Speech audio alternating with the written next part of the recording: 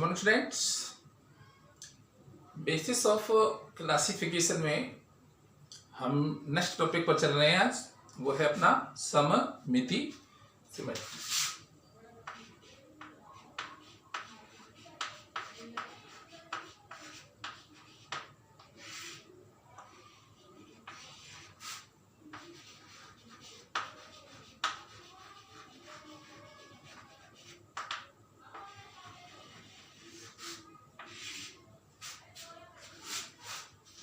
सममिति लिमिट में जानेंगे कि सममिति क्या होती है और सममिति के आधार पर हम जंतुओं का वर्गीकरण किस प्रकार से कर सकते हैं।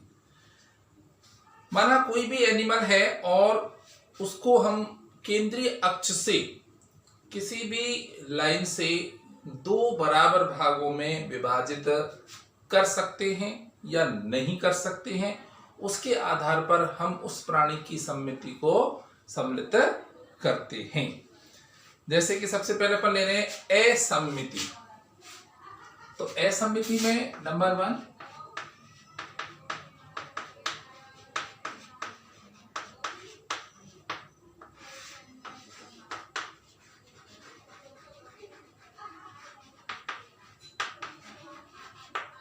एसिमेट्रिकल।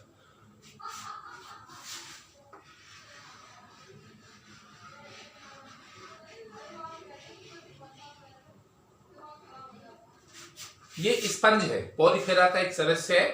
तो इस प्रकार से स्पंज रहा है, इसका जो शरीर है आपको इस प्रकार से दिखाई दे रहा है। अब हम इसको केंद्रीय अक्ष से दो बराबर भागों में नहीं बांट सकते किसी भी प्लेन में। ऐसे भी नहीं बांट सकते, ऐसे भी नहीं बांट सकते और ऐसे भी नहीं बांट सकते। यानी केंद्रीय अक्ष से प्राणी को किसी भी तल में और एक सीधी लाइन से विभाजित करें तो वो दो बराबर भागों में विभाजित नहीं हो सकता। ऐसे प्राणियों की सममिति क्या कहलाती है? असममिति। और इसका उदाहरण दिया है अपने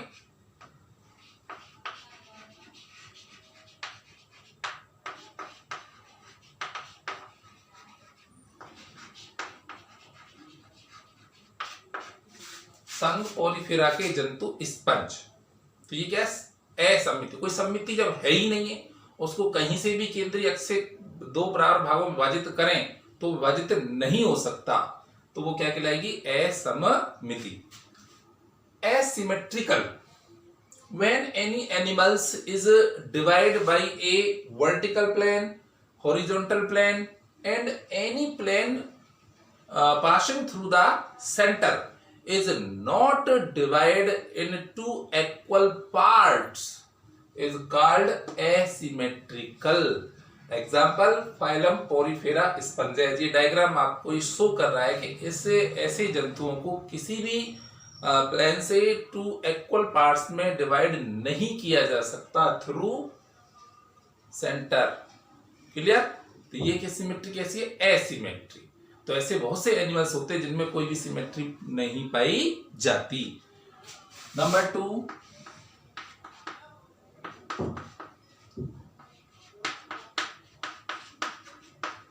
अरीय सममिति।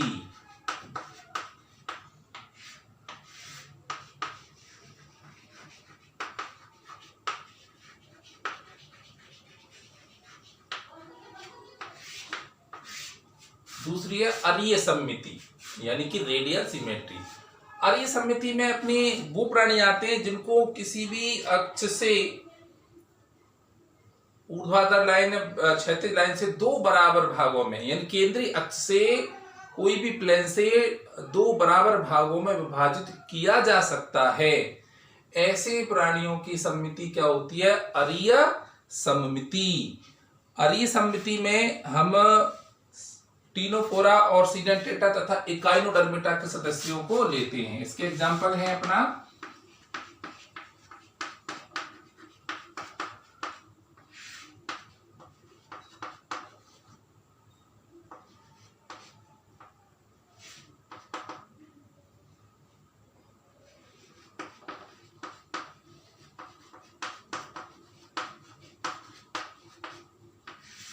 इकाइनोडर्मिटा।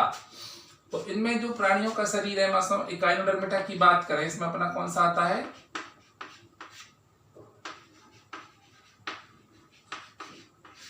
तारा मछली आती है।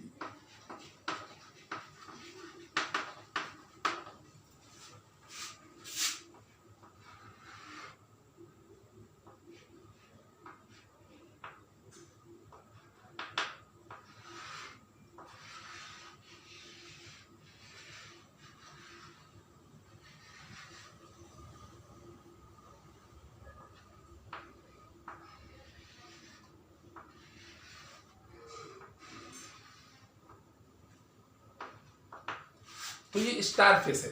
अब हम इसको किसी भी प्लेन में अगर डिवाइड करते हैं,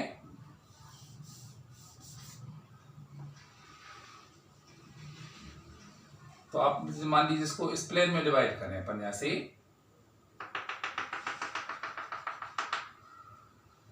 तो हाफ आ गया, 2 एंड हाफ, 2 एंड हाफ। इधर से डिवाइड करते हैं तो 2 एंड हाफ, 2 एंड हाफ। यानी कि ऐसे प्राणी जिनको केंद्रीय अक्ष से एक लाइन के द्वारा 2 बराबर भागों में विभाजित किया जा सकता है, उन प्राणियों की सममिति क्या कहलाती है, अरीय सममिति। एग्जाम्पल हमारे हो गए टीनोफोरा, सीलेंट्रेटा, इकाइनोडर्मिटा के सदस्य। इस प्रकार से आप डायग्राम को देख करके समझ सकते हैं। The animal is cut, A line passing through the center and animal divided into equal two halves is called radial symmetry। Example आपके सामने है टीनोफोरा, सीडेंटेटा में हाइड्रा एंड इकाइनोडर्मिटा के मेंबर्स। तो ये कौन सी हो जाएगी अपनी radial symmetry. When the animal body is divided into 2 equal parts by any cut, देख रहे, इधर से काट सकते, इधर by any cut passing through the center is called radial symmetry। Very simple है ना।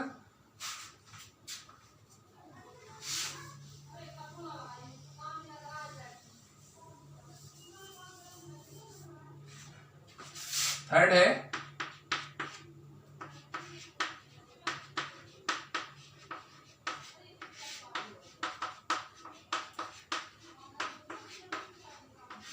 द्विपार्श्व सममिति।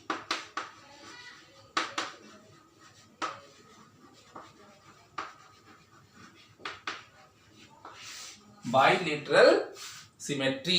तो बाइलेटरल सिमेट्री में क्या होता है, जैसे कि अपन एनिलिडा, आर्थ्रोपोडा, इकाइनोडर्म और मोलस्का हो गया, और उसके बाद हमारा हेमिकोर्डेटा और कोर्डेटा, यानी इसमें ऊपर के जितने भी अपने संघ हैं, जो फाइलम हैं, उन प्राणियों को एक वर्टिकल यानी ऊर्ध्वाधर काट, और बताएंगे ऊपर से नीचे की ओर अगर उनको एक लाइन से विभाजित किया जाता है तो वो बाएं तथा दाएं 2 अर्धांशों में बराबर विभाजित हो जाते हैं। यानी उनका जो शरीर है 2 भागों में, एक तल से विभाजित करने पर 2 बराबर भागों में विभाजित तो हो जाता है। पार्श्व माने क्या होते हैं, किनारे।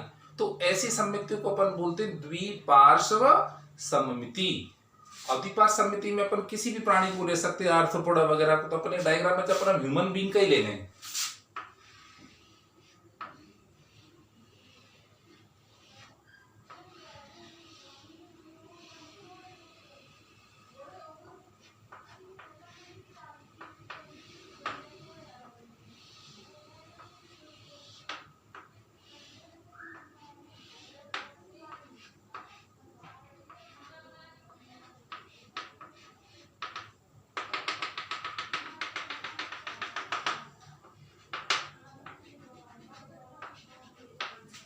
कार्टून नहीं है, रफली है, तुम समझ रहे हो इसको। मैं तो प्लान बता रहा हूं कि ऊपर से ऊर्ध्वाधर वर्टिकल पोजीशन में अपन इसको कट करेंगे तो ये क्या आएगा,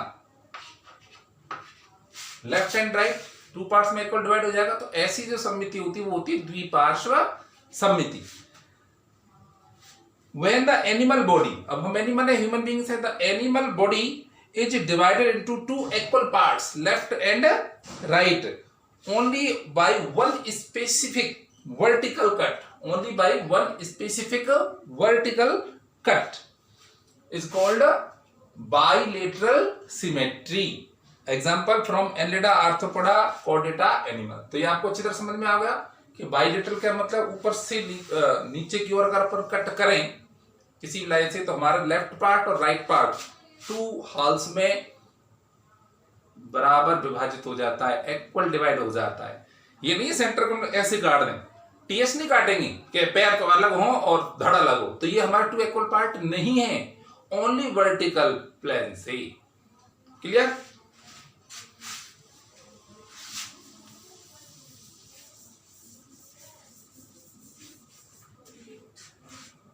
नेक्स्ट है अपना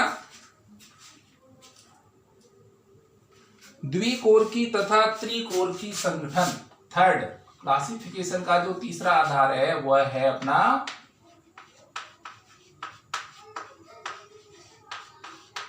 द्विकोरकी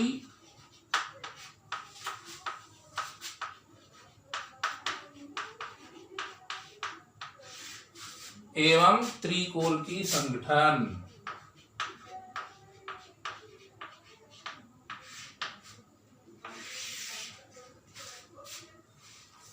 diploblastic and triploblastic organisation.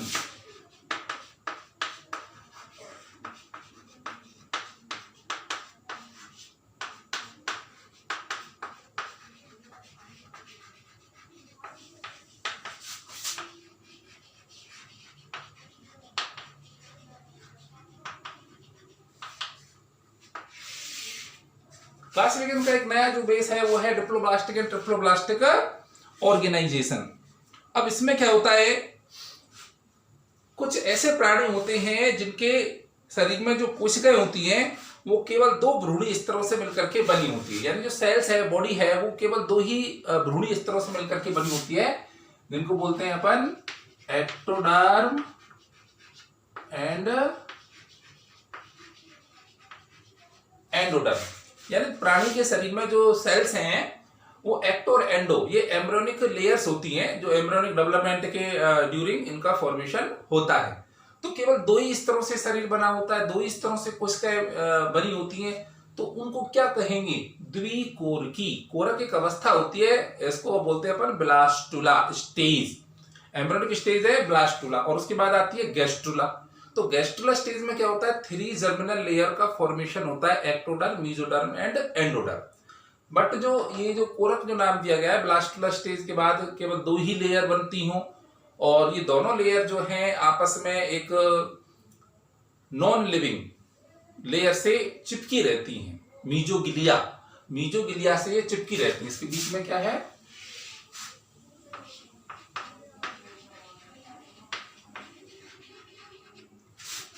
Non living एक सबस्टेंस है, इससे ये चिपकी रहती है। तो लेयर तो केवल 2 ही हो गई ना। तो जिन प्राणियों का शरीर और कोशिकाएं केवल इन 2 ही जनन स्तरों से मिलकर के बना होता है, उनको तो क्या बोलते हैं अपन, द्विकोरकी। और जैसे अपन द्विकोरकी अवस्था में अपने ये पॉलीफेरा जो अपन आ रहे हैं, इन्हीं को सिलेंट्रेटा को सम्मिलित करते हैं। सिलेंट्रेटा हाइड्रा वगैरह को अपन द्विस्तरीय प्राणियों में, द्विकोरकी प्राणियों में सम्मिलित करते हैं। लेकिन ज्यादातर जो अधिकांश प्राणी होते हैं उनका शरीर, उनकी जो कोशिकाएं जो होती हैं वो 3 भ्रूणी स्तरों से मिलकर के बनी होती हैं, ecto, meso and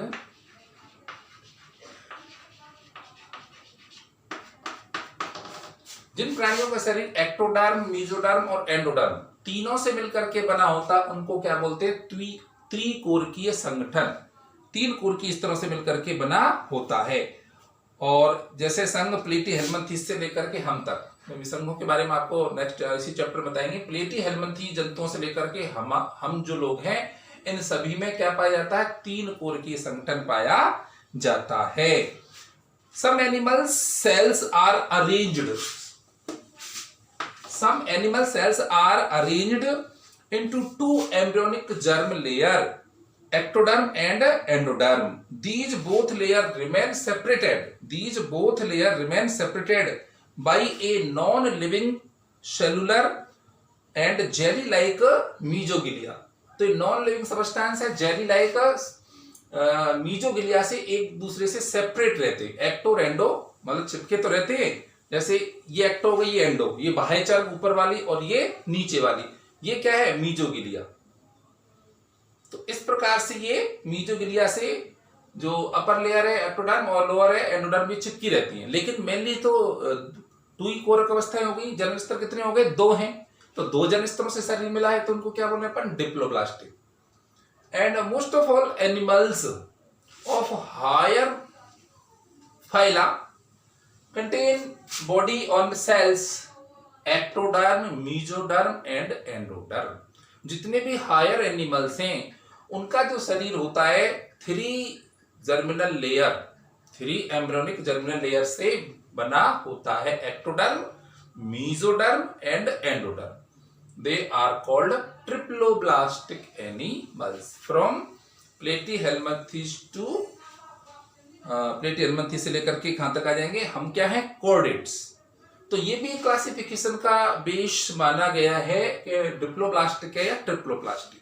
Diplo 2 germinal layer, triplo 3 germinal layer. Cells of the body is consist of 2 germinal layer और 3 germinal layer, called diploblastic and triploblastic respectively.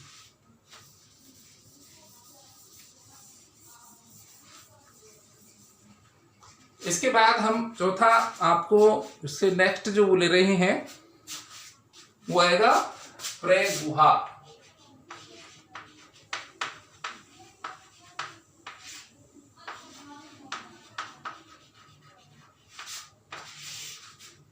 Coelom, प्रेगुहा।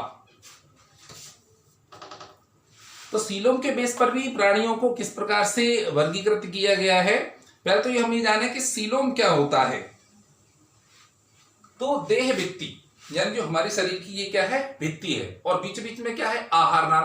तो देह भित्ति और आहार नाल, देह भित्ति और बीच में क्या है? आहार नाल।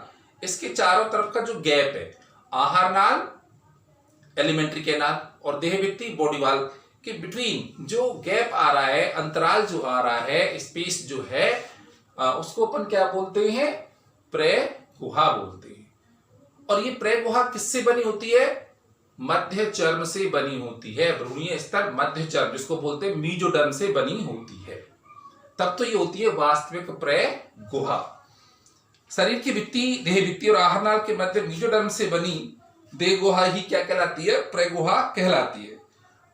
अब इसकी उपस्थिति और अनुपस्थिति, इसके आधार पर भी प्राणियों को 3 श्रेणियों में विभाजित किया गया है। वो कौन कौन सी? अपना अगुहीय, कूटगुहीय और वास्तविक गुहीय।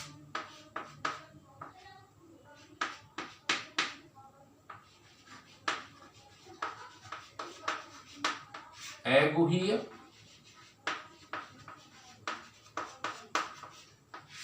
कूटगुहीय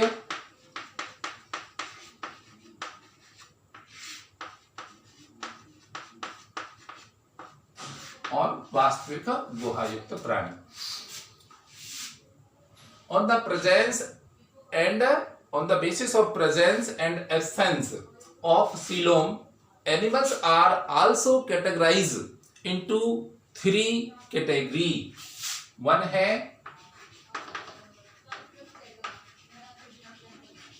एसिलोमेट, सेकंड है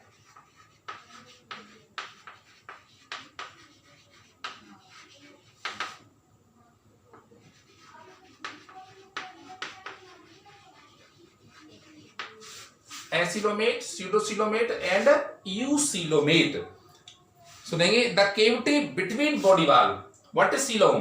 the cavity between body wall and alimentary canal. The body cavity, the cavity between body wall and gut यानी कि alimentary canal which is lined by mesoderm is called true coelom. into 3 types. तो इसके base पर 3 types कौन से होंगे? Acoelomate, pseudocoelomate and eucoelomate. अब 1 bye 1 जानेंगे कि एसिलोमेट क्या होते हैं। एसिलोमेट वो प्राणी होते हैं जिनमें देहगुहा पाई नहीं जाती, यानी शरीर कैसा होता है? यानी जो गैप है ही नहीं, बिल्कुल फ्लैट। तो प्लेटीहेल्मिन्थीज हम जानते हैं चपटे कृमि, तो चपटे कृमियों में क्या होता है, देह भित्ति और आहार नाल के बीच में कोई अवकाश नहीं पाया जाता। उनको क्या बोलते हैं अपन, अगुहीय प्राणी, अगुहा वाले जीव। The animals without coelom, acoelomate, the animals without coelom is called acoelomate. और इसमें आ जाएंगे अपना, इसका एग्जांपल है प्लेटीहेल्मिन्थीज, चपटे कृमि। एगुहीय यानी सीलो, एसिलोमेट का एग्जांपल क्या है, फ्लैट वर्म प्लेटीहेल्मिन्थीज, बिल्कुल चपटे होते हैं। इनमें देहभित्ति और आहार नाल के बीच में कोई बॉडी कैविटी नहीं होती है। कूट गुहा क्या होती है, कूट का मतलब होता है झूठी, अवास्तविक, आभासी, pseudo coelomate. Some animals have coelom but it is not lined by mesoderm। Coelom तो है लेकिन वो आश्रित किससे नहीं है, मीजोडर्म से आश्रित नहीं है, इसलिए उसको क्या बोलते हैं, मिथ्या देह गुहा, आभासी देह गुहा। और ये प्राणी होते हैं अपने एस्केल्मिन्थीज, राउंड बर्म, एस्केल्मिन्थीज।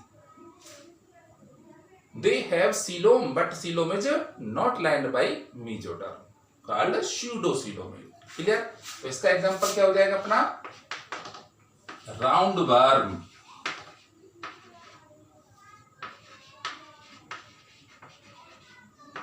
गोल कृमि। और थर्ड आ रहा है अपना वास्तविक देह गुह्य प्राणी।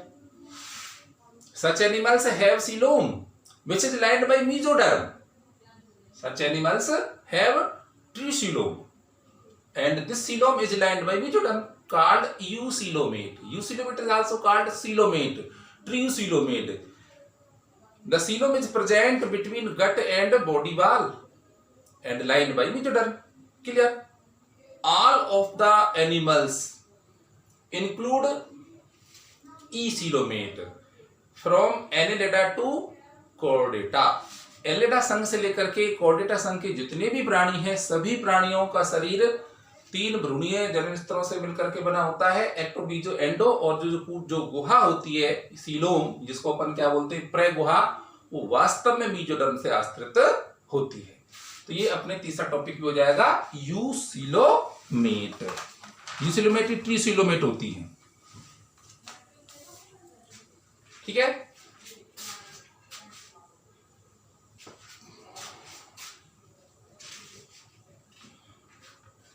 तो 2 पॉइंट आपको हम कर लेंगे, ठीक है ना। नेक्स्ट वीडियो में आपको 2 पॉइंट और हैं अभी इसके, जिसमें आएंगे अपना सेगमेंटेशन है और नोटोकॉर्ड है, ये 2 पॉइंट और हैं क्लासिफिकेशन के बेस में, तो आपको अपन कल बताएंगे उसके बारे में।